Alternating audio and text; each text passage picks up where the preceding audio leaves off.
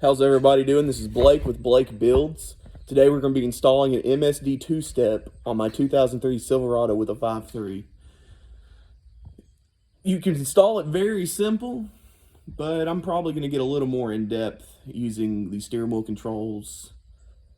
Maybe run an extra switch to the brake lights. There's many ways you can do it, but in my opinion, it's one of the easiest mods to do to your truck to help you get off the line, sound cool while doing a massive burnout or whatever you want. Well, let's talk and let's get into it. First thing we're going to do is talk about what comes in the box. This is an MSD 8733. Far as I know, it's pretty universal. My buddy has a 2004 GTO. It plugs in the same exact way as it does on the Silverado. It's kind of hard to put one-handed. Alright, so what it comes with, of course you got your instructions, kind of goes over, you know, how to activate the switch itself, or the two-step itself, sorry. So blue you're going to do to a ground switch, or white blue you're going to do to a 12 volt. Pretty straightforward, nothing major, you don't even really need this. So what comes in the box is the actual two-step itself. How you set your launch RPM is with these dials. So the first one is 1,000 RPMs, and the second one is tenths of 1,000 RPMs, so 100 RPMs basically.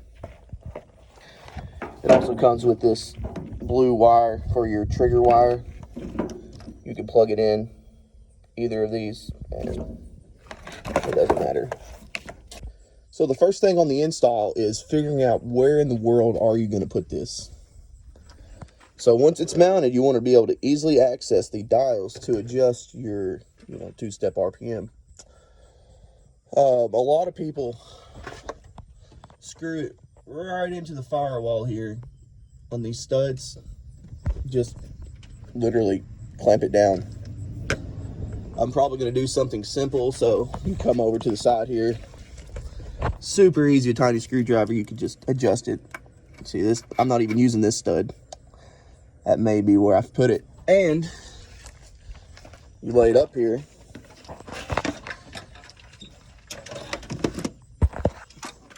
The wires run perfectly to either side where you're going to hook it up. Alright, so I really like this position. The dials are super easy to get to, but it's not really held in there the best. It's not going anywhere. I mean, unless I get my crazy wheel hop back or whatever, but it's not going there. And I have this vacuum line that I'm going to run the harness alongside, and it pops me right here at the coil pack harness connector, I guess you would call it. So to remove this, all you have to do, pull this blue pin, pop that tab, and you should, it's not the easiest on one hand, should come right apart. Now here's where the magic happens. All you have to do, take male to female,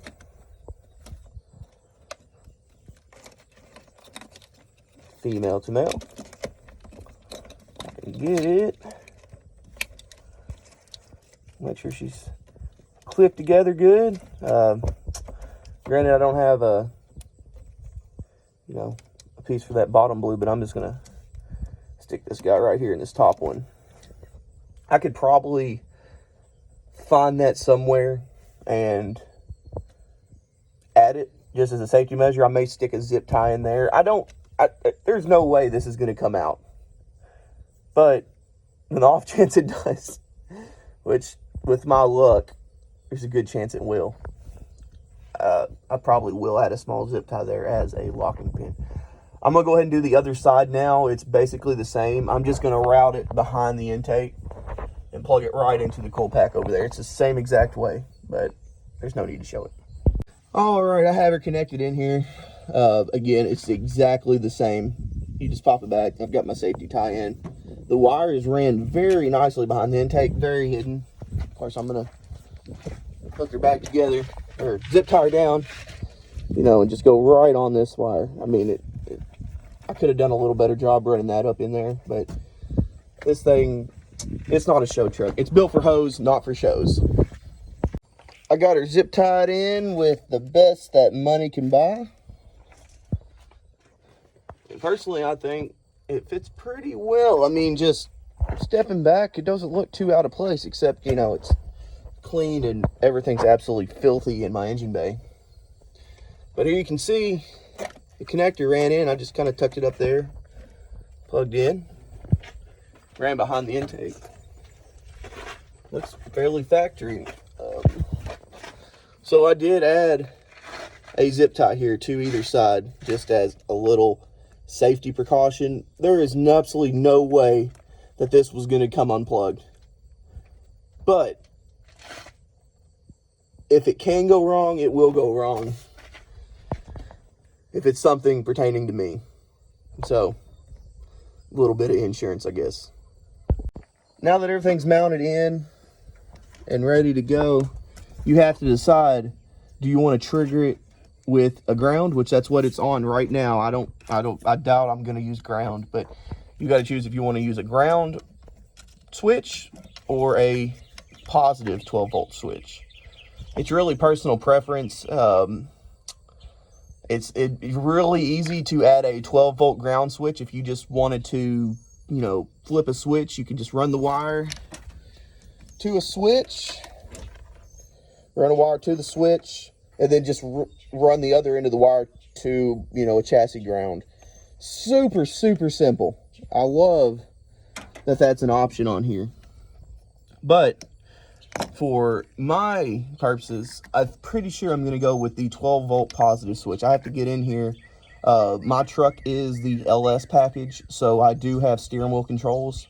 I do not use them for my radio anymore. I have a cheap, I can't even remember what brand it is. We'll see when we get in there, but very, very cheap. It does not have steering wheel controls.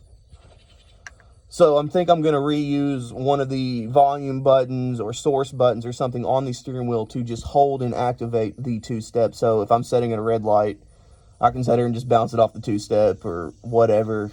And I may add in a relay in between where it may only activate when I have the brakes pressed and the button pressed on the steering wheel. I don't know yet. I would like to figure out some kind of latching relay to where if I'm holding the brakes, hit the button, it keeps the two-step on until I release the brakes. So it would make it very handy when we go to the track or out on the road trying to launch at a red light, whatever. But for now, before I get in and design a relay circuit, I'm not an electrician, I'm a machinist, so it's all, you know, fairies and pixie dust to me when you're messing with the electrical relays and whatnot. But for now, I'm just going to connect it to one of the wires coming off of my steering column. I think I can access them behind the radio. The previous owner really messed up a lot of the wiring on this truck. So we'll just have to get in there and see. I may have to pull the wire from underneath the steering column. All right, I have the two-step installed. I do not have the trigger wires set up. I don't know. I'm going to check, make sure everything still runs. Because without it activated, the truck should just act like normal. Ignore that fuel low. My stupid gauge is off. All right, let's just see if she starts. Oh, yeah. Yeah. Everything seems fine. Oh, yeah. No two-step. So let's go ahead and shut her off, get the dash popped apart, and I'm going to see if I can locate the wires that can go these. I'm really thinking about doing the voice thing. So if you've never had your dash out in your Silverado, it's very simple. Just, you know, bring the steering wheel all the way down, yank this sucker in first, and you just pull on this top here. It's just clipped in. It's a little weird down here, but it will slip up past your instrument cluster. Then you have access to your stereo. I just need to pull out these two screws and everything should come out. And hopefully the wires are back there. like I said before, the previous owner absolutely butchered this radio install. I did not put this radio in. I may not have been much better, but I really need to go through and fix that. I think, I'm not sure, it's kind of hard to tell. I don't know if any of these are my radio controls, or my steering wheel radio controls. I have to dig a little deeper and find out. All right, it's been about an hour, and pretty much going to give up. These are the steering wheel control wires. I cannot figure out how they work. You know, like purple and yellow, they both have 12 volt of ground, but they're constant. I cannot, for the life of me, find a trigger. So I guess I'm just going to do the old tried and true method and hook it to my brake light switch. So I took a break and went and got some lunch, went and saw my niece and nephew, hung out with them for a while. I ran to the auto parts store and got a toggle switch, and I'm going to add it to the little plastic piece next to the airbag on and off switch for the passenger. I'm going to run the signal wire, though, from the brake to the toggle, then to the two steps. That way, flip on the switch, hit the brake, 2 steps activated. You know, when I don't want it, I just turn it off. No big deal, super simple. But if anybody has any idea how I could use those steering wheel controls for the radio to activate that, I just think that'd be so sweet. But I'm just not as good as an electrician as I thought I was, I guess. All right, I got everything hooked up. I end up just running to the auto parts store and grabbing a toggle switch. It was a toggle switch that was red went off and green went on. You can't really tell. There you go. So when I hit the brakes, it comes on, but when it's off, there's no red. I just reversed it, the power feed to it. So it's not going to turn red. It's only going to turn green when it, you know, when it's on and I hit the brake. Under the hood, I obviously connected to the white with blue stripe trigger wire. That'd be positive trigger. And I just ran the trigger wire through the firewall and connecting it to that switch. And from the switch, I went to the brake light signal coming from the brake pedal itself. So when I hit the brake pedal, it gives it 12 volts to the switch, and then 12 volts is powered to the two-step itself, you know, engaging the two-step. I have everything buttoned up and clipped in and tied up, and it seems to be working properly. I've set the two-step to 2,500 RPMs. I do have a 3,200 stall on this transmission's torque converter, but being on street tires in the street, I really do not think that I'm going to be able to launch at 3,000 or 3,200 RPMs. Probably the brakes won't even hold it back. They're not the best in the rear. I'm hoping when I get to the track, it's going to be a lot stickier. I'll probably get some, you know, drag radials or something. Just maybe get the power to the ground a little bit better. But let's go take her for a test drive, and I'll take you all along. All right, I'm out here on a private blacktop country road. I'm gonna go ahead and flip on the two-step. So this is actually gonna be my first launch with it. So well, here goes nothing, I guess. Oh, see, it's one that pushed through. I might need to push on the brakes a little bit harder. Let's try this again. All right, I'm standing on them hard. Oh yeah, here we go. Oh, well,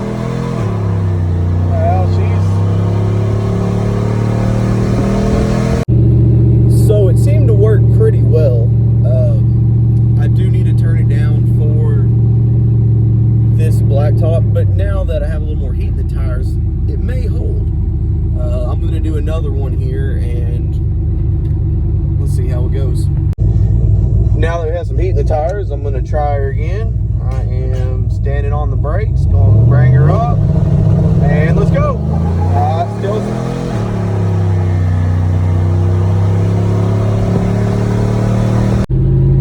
So the street tires aren't going to probably help me anymore out here. I did a small little burnout. I've done a couple launches trying to get it to grab, but it's just one to spin up to about 35, and then at that point I don't really need it anymore. So hopefully here soon, me and my buddies are going to go to the track. Hopefully I get some video of that. Overall, I'm pretty happy with the way this has turned out. Yeah, I did get my butt kicked by the steering column buttons not working, but that's just how it is sometimes. I got these great ideas, but in reality, I don't always have the means to, see them come to fruition. But I would highly recommend adding a two-step if you have an LS car, or even Ford has them. MSD makes them for Ford even. I think the biggest is going to be seen at the track. But anyways, stop rambling here. I would like to thank you for watching this video. If you enjoyed it, leave me a like. If you hated it, give me a down like. I don't really care. If you really, really liked it, I would also like to have that subscribe.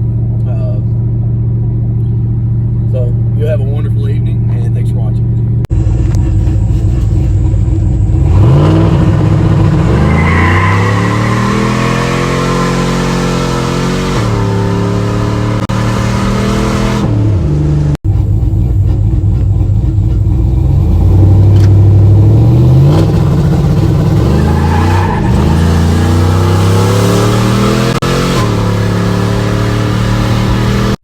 For those of you that stayed to the end, I'd really like to thank you for watching. This is my very first YouTube video, and I would greatly appreciate a subscribe. Everyone says how hard it is for new YouTube channels to start out, and I'm probably going to realize that, but I really would like just to share some of the stupid stuff I get into messing with my truck. I have a 2003 Silverado, a 2019 Honda Civic, a piece of crap 2010 Nissan Rogue, 1947 Chevy Fleetline that was actually my grandfather's, and a 1994 Mustang.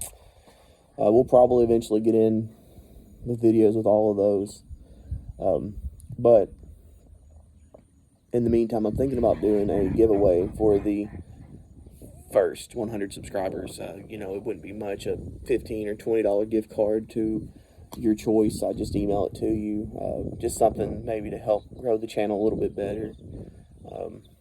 But anyways, have a great day. God bless, and thanks for watching.